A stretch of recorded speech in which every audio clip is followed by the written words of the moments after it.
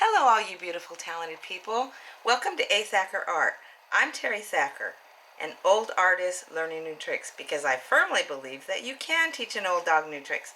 Not that I'm an old dog. In the past, the mediums I've worked most with have been oil and watercolor. Currently, I'm trying to learn how to paint effectively with acrylics. I have had a difficult time. That's one of the reasons why I haven't painted with acrylics in the past, because I struggle with it. How fast it dries, how it lays on the brush. It's just so different than oil. It's a whole new medium in its own right. One of the things I've seen people do on some of the tutorials that I've tried to follow on YouTube with acrylic artists is what they use for their palette is a paper plate. Now I have to tell you, this does not work for me generally. I don't paint fast enough, and the paint dries to such an extent that it is really frustrating for me. I can't get it to go smoothly. I know some of the ways that you're supposed to deal with that is putting gesso on your canvas and working your canvas really well so that the paint flows on it better. And there are some tricks that I have learned. I'm not going to talk a lot about those right now. Maybe I will in future videos. What I want to talk about today primarily is the palette that I'm using for acrylic paints. This is the Masterson Sta-Wet Palette. Okay? It's a rectangular sort of plastic box with a pliable lid, and you open up the lid. Back a little bit. You open up the lid, and inside is where you put your paints. Now what you have in here, I'm going to show you in the package the products that you put inside. First you have this Sta-Wet Premier Palette Sponge, and it's just a huge sponge. Here's one out of the package. It's a huge sponge that you get wet and you put in the bottom of the palette. Also, one of the items that you use with this palette is the Sta-Wet acrylic paper.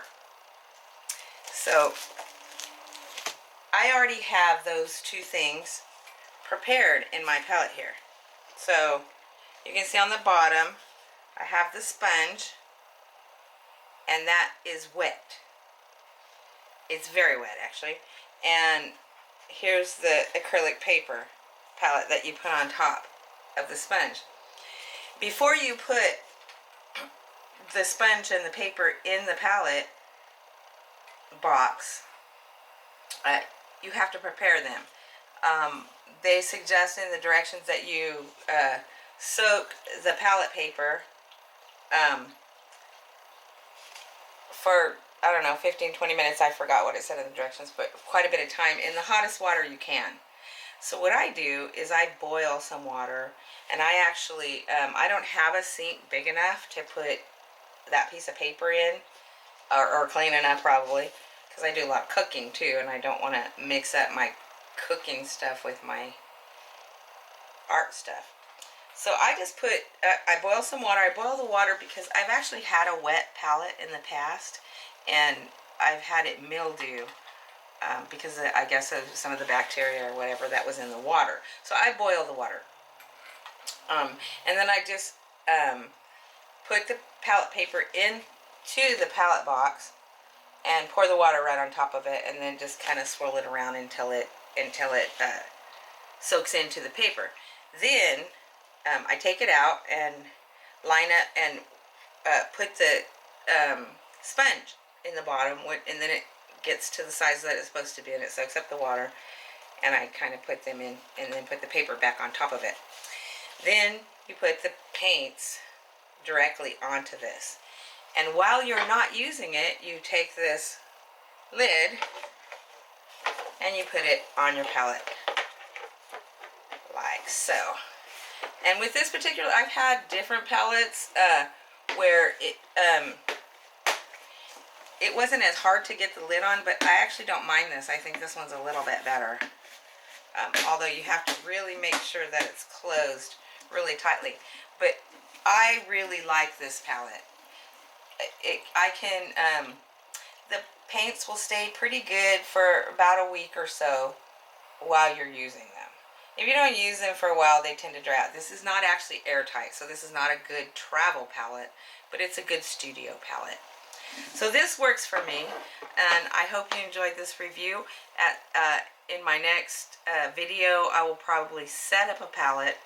I will put the paint on it and everything and show it to you, but right now I just wanted to tell you about the palette. If you are frustrated with DIY palettes, because I also looked at a lot of tutorials on how to make some DIY palettes with like dollar store materials. The dollar store materials are okay, but they're not as good as these materials. This is very hard plastic. It's going to last for a long time. If you have the money to invest in it, I think it's actually a good investment if you have issues with your acrylic paint drying too fast for you. But DIY is okay too, if that works for you. For me, it's a little pricey. This was on sale actually at my local art store, and it was on sale for about 15 bucks, and then I had a 40% off coupon, so that's when I bought this. So if you can get a deal like that, that's pretty awesome. I don't think you can get them much cheaper than that on the internet, because I also looked there, and they are still a little kind of pricey on the internet.